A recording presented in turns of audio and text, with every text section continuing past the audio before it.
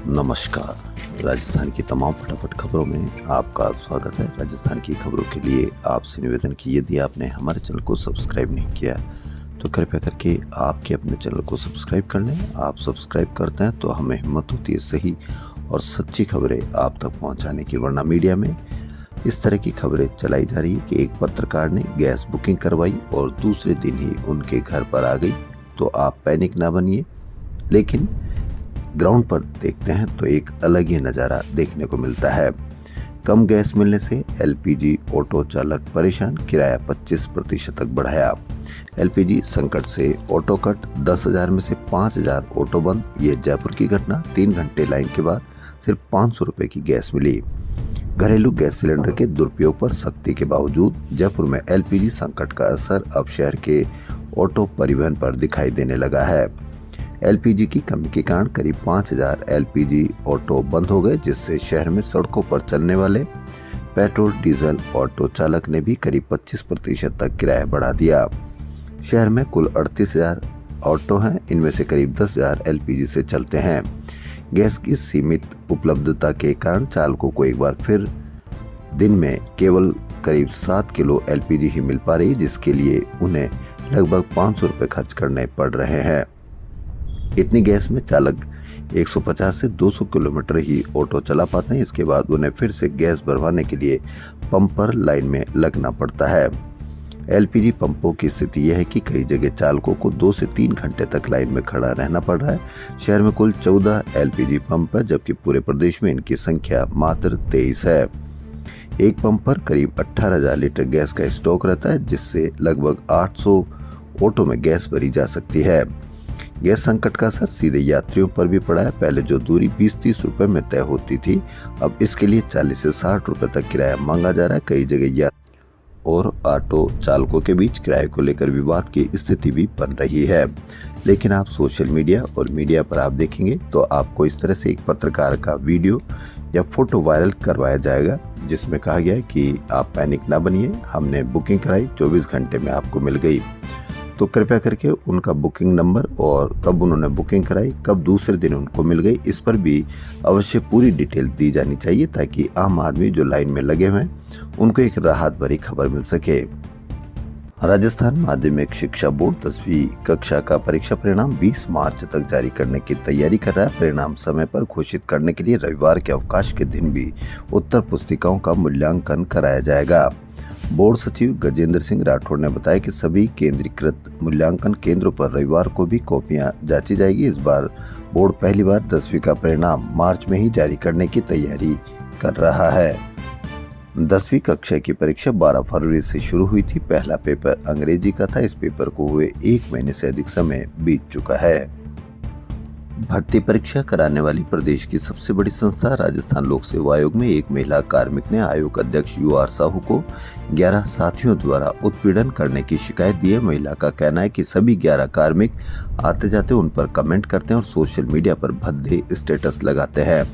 इन कार्मिकों में अधिकारी, सहायक अधिकारी, अनुभाग अधिकारी, सहायक अनुभाग अधिकारी और UDC स्तर के कर्मचारी शामिल है। मामले में सभी संबंधितों को नोटिस जारी कर स्पष्टीकरण मांगा गया है। पश्चिमी विक्षोभ के असर से राजस्थान में तेज गर्मी से फिलहाल राहत मिली है। बादल छाए रहने और हवा चलने से झुलसाती गर्म हवाओं का असर कम हुआ है। बीते 24 घंटों में 10 शहरों में अधिकतम तापमान 35 डिग्री से नीचे दर्ज किया गया। मौसम विभाग के अनुसार अगले 1 सप्ताह तक 2 पश्चिमी विक्षोभ सक्रिय रहेंगे, जिससे भीषण गर्मी से राहत मिलने के आसार हैं। होंडा का पहला इलेक्ट्रिक वाहन यानी EV संयंत्र राजस्थान के टपूकड़ा में स्थापित किया जाएगा। इस संयंत्र में उत्पादन इसी वर्ष शुरू होने जा रहा है। मुख्यमंत्री भजनलाल शर्मा ने शनिवार को होंडा कार्स इंडिया लिमिटेड के प्रतिनिधिमंडल के साथ बैठक के दौरान कंपनी के पहले EV मॉडल को अनावरण किया। मुख्यमंत्री ने बताया कि rising Rajasthan global investment summit की तैयारियों के साथ सितंबर 2024 में जापान यात्रा के दौरान उन्होंने होंडा के शीर्ष प्रबंधन को राजस्थान में यूनिट लगाने के लिए आमंत्रित किया था। राजस्थान के PCC चीफ गोविंद सिंह डोटासरा ने कहा कि प्रदेश में OBC आयोग का गठन के बाद 3 महीने में रिपोर्ट देनी थी। आज 9 महीने का समय बीत चुका है। अब 31 मार्च तक का समय उनके पास है। सरकार को आयोग को आंकड़े देने थे, लेकिन अपनी ड्यूटी का ठीक से पालन नहीं किया, वरना ओबीसी आयोग को कहां दिक्कत होती। मुख्यमंत्री को निर्णय लेना चाहिए कि ओबीसी आयोग को जो भी संसाधन और डेटा चाहिए वह उन्हें तुरंत दे। जब तक सरकार उन्हें एससी का आरक्षण, ओबीसी आरक्षण का सर्वे नहीं देगी, तब तक राज्य निर्वाचन आयोग काम ही नहीं कर सकता। ओबीसी आयोग यही कह रहा है कि सरकार ओबीसी के सर्वे के लिए सही आंकड़े नहीं दे रही। सरकार नहीं चाहती कि रिपोर्ट दे और हमें चुनाव करवाने पड़े। जयपुर के बिंदायका इलाके में शनिवार को प्रॉपर्टी डीलर कमलदीप मीणा पर फायरिंग करने की सूचना से हड़कंप मच गया। मौके पर पहुंची पुलिस ने रिपोर्ट दर्ज की और सीसीटीवी फुटेज के आधार पर हमला करने वाले बदमाशों की तलाश शुरू कर दी। एफआईआर में पीड़ित कमलदीप मीणा ने आरोप लगाया कि वह सुबह करीब 11:30 बजे जितेंद्र मीणा व ड्राइवर अनिल सिंह के साथ मंदिर जा रहा था। इसी दौरान रास्ते में हाथोज फाटक के पास एक थार ने उनकी गाड़ी को टक्कर मारी। तभी एक स्कॉर्पियो व स्विफ्ट कार आकर रुकी, जिनमें 8-10 जने सवार थे। उनके पास हथियार थे और जान से मारने के लिए उन्होंने फायरिंग कर दी। ताइक्वांडो के फर्जी सर्टिफिकेट बनाकर 3rd ग्रेड शिक्षक भर्ती 2022 में नौकरी लगने के मामले में एसओजी ने दलाली करने वाले पीटीआई को गिरफ्तार कर लिया। आरोपी योगेश कुमार भीलवाड़ा के जहाजपुर स्थित राजकीय उच्च माध्यमिक विद्यालय पंडेर में पीटीआई के पद पर तैनात था। एसओजी ने योगेंद्र को शुक्रवार रात को ही हिरासत में ले लिया था। पकड़े गए अभ्यर्थी सही ताइक्वांडो शब्द भी नहीं लिख पाए दलाल पीटीआई गिरफ्तार किया गया। ड्रग्स फ्री राजस्थान के लक्ष्य को लेकर जयपुर रेंज पुलिस ने नशे के कारोबार के खिलाफ ऑपरेशन एंटी वेनम शुरू करने का निर्णय लिया। इस अभियान के तहत ड्रग्स तस्करों, सप्लायरों और उपभोक्ताओं के खिलाफ विशेष कार्रवाई की जाएगी। साथ ही कार्रवाई से लेकर अनुसंधान और न्यायालय में नतीजा पेश करने तक की पूरी प्रक्रिया के लिए एसओबी भी तैयार की गई है। जयपुर रेंज आईजी राहुल प्रकाश ने शुक्रवार को रेंज के सभी जिलों के लिए आदेश जारी कर 15 मार्च से अभियान शुरू करने के निर्देश दिए हैं। जयपुर रेंज में अब ड्रग्स तस्करों पर ऑपरेशन एंटी वेनम, नशा बिकने पर एसएचओ सीओ जिम्मेदार होंगे। जयपुर के सिंधी कैंप इलाके में बदमाशों ने एटीएम बूथ पर एटीएम कार्ड बदलकर 1,65,000 रुपए की ठगी कर ली।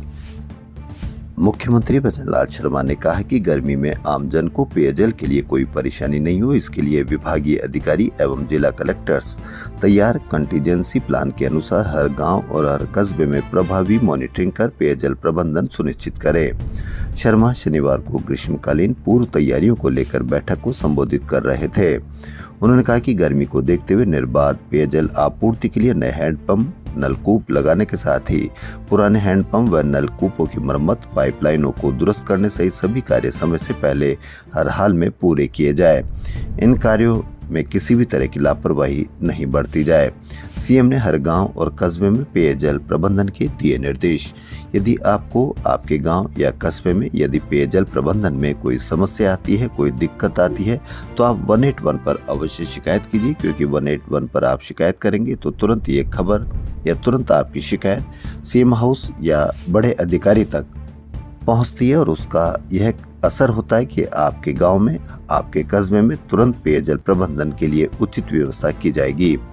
यदि आप शिकायत करते हैं तो आप इसको हिम्मत का काम समझिए और एक जिम्मेदार नागरिक की जिम्मेदारी समझिए। विश्व उपभोक्ता दिवस पर राज्य स्तरीय उपभोक्ता सम्मेलन आज सुबह 11 बजे कॉन्स्टिट्यूशन क्लब में आयोजित किया जाएगा। निकाय या विकासकर्ता अब सीएम आवास के प्रोजेक्ट बिना बिजली, पानी, सड़क और सीवरेज सुविधा के बेच नहीं पाएंगे। जिस जगह सीएम आवास का प्रोजेक्ट होगा उसके 500 मीटर के दायरे में रोड, पानी, बिजली और सीवर की सुविधा अनिवार्य होगी। उप मुख्यमंत्री तथा महिला एवं बाल विकास मंत्री दिया कुमारी की अध्यक्षता में शनिवार को सचिवालय में आयोजित बैठक में महिला अधिकारिता निदेशालय द्वारा संचालित महिला अधिकारों के संरक्षण एवं महिला सशक्तिकरण की विभिन्न योजनाओं की समीक्षा की गई। केंद्र ने स्मार्ट सिटी का धन रोका, राज्य ने उन्हीं को दिए स्मार्ट शहर बनाने के प्रोजेक्ट। केंद्र के स्मार्ट सिटी प्रोजेक्ट को 11 साल हो चुके। राजस्थान के 4 शहरों जयपुर, कोटा, उदयपुर और अजमेर पर करीब 3600 करोड़ रुपए खर्च होने पर भी 11 साल में स्मार्ट नहीं बन पाए। हर सिटी पर 800 से 980 करोड़ रुपए अब तक लगाए जा चुके हैं। दूसरी तरफ राज्य सरकार ने एक साल में 12 सिटी को अपने स्तर पर स्मार्ट बनाने के टास्क दे दिए। ये सिटी दूसरे और तीसरे दर्जे के शहर है, लेकिन सरकार ने ऐलान किया है कि इनको स्मार्ट बनाएंगे। इन 4 में से 3 शहरों ने 3 प्रोजेक्ट पूरे नहीं किए, जो केंद्र ने करीब 860 करोड़ के प्रोजेक्ट के पैसे रोक दिए। राजस्थान में बच्चों और बड़ों में डायबिटीज का ग्राफ बढ़ रहा है। ऐसे में समय पर पहचान कर इलाज की सुविधा देने के लिए अस्पतालों का दायरा बढ़ाया जा रहा है। अब आने वाले दिनों में जिला, उप जिला, सैटेलाइट और मेडिकल कॉलेज से जुड़े 198 अस्पतालों में मधुहरी क्लिनिक पर इलाज मिल सकेगा। पहले से 61 जिला अस्पतालों से संचालित मधुहरी क्लिनिक अब 137 और अस्पतालों में खोलने जा रही है। मुख्यमंत्री भजनलाल शर्मा ने शनिवार को अल्बर्ट हॉल से प्रदेशव्यापी स्वच्छता संकल्प एवं जागरूकता कार्यक्रम की शुरुआत की। राज्य स्तरीय कार्यक्रम में मुख्यमंत्री ने स्वयं श्रमदान कर स्वच्छता का संदेश दिया। उन्होंने नगर निगम के सफाई कर्मियों को पीपीई किट वितरित किए और प्रधानमंत्री स्वनिधि योजना के लाभार्थियों को प्रतीकात्मक चेक सौंपे। 5वीं मिस्टर समर राजस्थान बॉडी बिल्डिंग प्रतियोगिता 5 अप्रैल को बीकानेर के पुष्कर स्टेडियम में आयोजित की जाएगी। रामबाग गोल्फ क्लब में शनिवार से 5वां किसान गोल्फ क्लब शुरू हुआ। मीडिया प्रभारी डॉक्टर देवेंद्र कुमार के अनुसार पहले दिन 124 गोल्फर्स ने हिस्सा लिया, जिनमें सभी हैंडीकैप वर्ग, वेटरन्स, महिलाएं, बालिकाएं और प्रोफेशनल गोल्फर्स शामिल रहे। शनिवार शाम राजस्थान इंटरनेशनल सेंटर RIC के मुख्य सभागार में अनहद संगीत सीरीज की 7वीं कड़ी में पद्म विभूषण सरोद वादक उस्ताद अमजद अली खान ने प्रस्तुतियां दी।